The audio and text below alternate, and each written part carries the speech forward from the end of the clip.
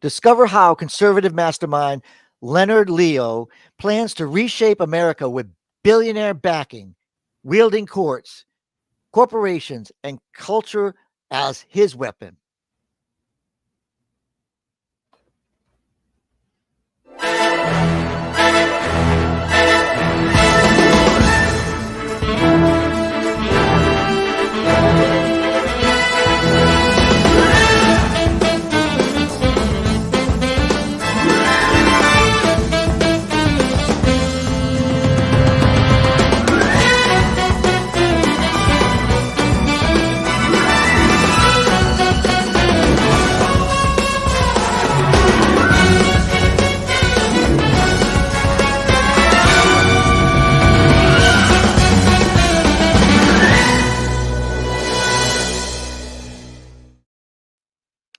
Conservative operative Leonard Leo unveils a strategic plan for billionaires to shift America rightward through court battles, corporate influence, media reshaping, and education reform, aiming to create a free society leveraging Supreme Court dominance. Let's go, David. First things first, and this is my opinion. I respect Mr. Leo. I respect his strategy. I respect his plan. I respect Leonard Leo in general. He has been the Supreme Court whisperer. He's been behind the appointments of the conservative judges that now make up the majority of the Supreme Court. He is a trusted advisor to Donald J. Trump, and he's very influential in conservative circles, particularly as I believe either co-chair or He is the president coach. of Yeah, the he is, Federalist Society. he is the co-chair of the Federalist Society, the Conservative Lawyers Network. Yes. Right. And Democrats, liberals, we don't have a Leonard Leo. We need a Leonard Leo. We need organizations like Heritage Foundation. I know we have Americans for Progress. I get that. However, Leo Leonard, I'm sorry, Leonard Leo, using his influence, using his own resources to create policy through his network, through the systems of government is impressive. And I respect that. I respect that a great deal. And if liberals, Democrats, their allies don't get it together, the next generation is lost. Well, look at Leo's dark, we call it dark money network. It received a historic like $1.6 billion infusion. Mhm. Um, you're talking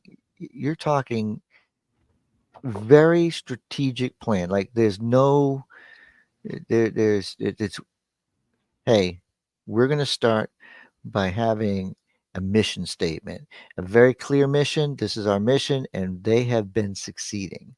Um, we need more. We need more organizations like this. So we go in from one, we go in from one conversation to another. Sometimes we're talking about, Democrats outraising Republicans. Well, they're outraising Republicans because there are dedicated dollars to such things as what Yeah. Leonard Leo is doing.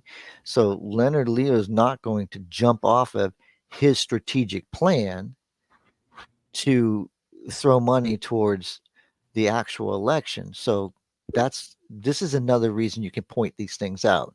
Money is being strategically spent on the Republican side. We have plans, and those plans are always dealt with through, you know, people of um, his caliber.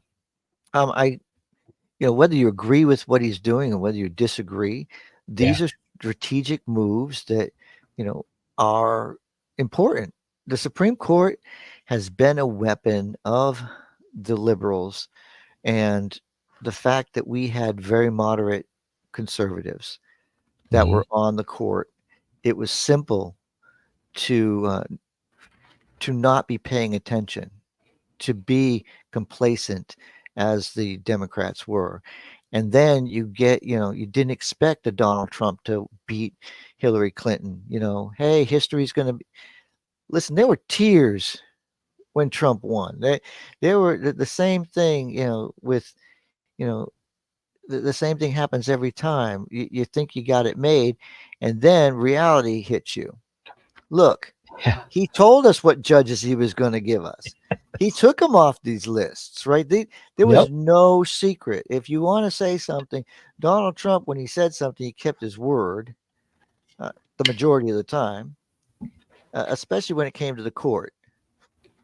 And look, no matter what you say about it, a 6-3 majority and Democrats Impressive. screaming, "Hey, we may need to just change the law that's been in effect since 1863."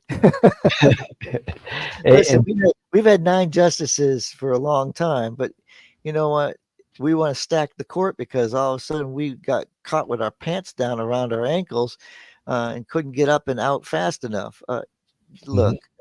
it happens, but um, I have to agree, David. I'm glad you bring this up, even if it is for you to try to send a message to your liberal or progressive uh, team that they need to start being smarter um, with their money. And you know something, Joel? I think that Democrats are doing what they're doing on purpose. I believe they enjoy being the foil to the conservative geniuses like Leonard Leo. And the more that things are challenged by the conservatives and eventually ruled in favor of the conservatives, the more the Democrats and liberals can say to their constituencies, look, they're coming after you. Look, it's a danger to democracy. Look, we're going in the direction of fascism. Send Well, us money. Send you us guys, money. Send us money. Send us money. And they promote these but you do better. You guys crappy do, you guys do candidates. better as victims. You guys do better as victims, right? I Mm, just like I have to agree. You guys play the victim card so well. Um, Point this out. Hey, now you're a victim of the Supreme Court. George Soros is no slouch, though. You have to admit, he left the hierarchy, right? He left the national stage to get right down into the weeds and say, look, best place to get reform is to go straight for this, to get the state. To get state's the attorneys. state's attorneys, and he turned his money into a specific target at a local level. But Joel, Those dollars have been well spent, but the only place they're effective is in highly liberal areas already. right. And Joel, those are like short-term gains. We're talking about Leonard Leo Lifetime appointment. making right lifetime appointments. We're talking about putting in the work so that a generation is affected. Soros supporting a candidate like Monique Worrell, yes, progressive, a different, approach towards crime fighting and so forth and so forth and so on. But that's for only 40 years. Then there's another election. Okay, you got to battle, more money. In just one cycle, we're talking about investments in policy changes that last a lifetime. And that's where the conservatives, like Leo, like Edward, his name will come to me, who was behind the affirmative action rulings. It- Hmm. It's geniuses like this that has the greater effect. And that's why the Democrats love playing the victim, love playing the foil to conservatives so they can keep asking for money, keep that fighting and fighting, while every moment of the way, our rights are being Yeah, chipped but away, you're chipped you're away. you're feeling comfortable. You're feeling Democrats are feeling Yeah, comfortable because they're getting more.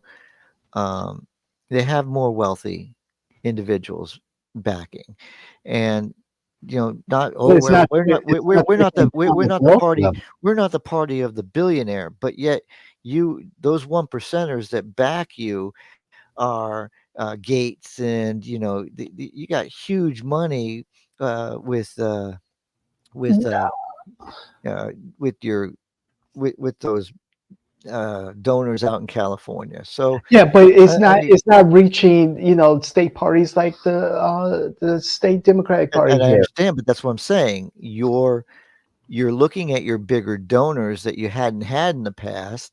You have their influence with, you know, hey, look, Bill Gates decided that we needed to all be vaccinated with vaccines that benefited him.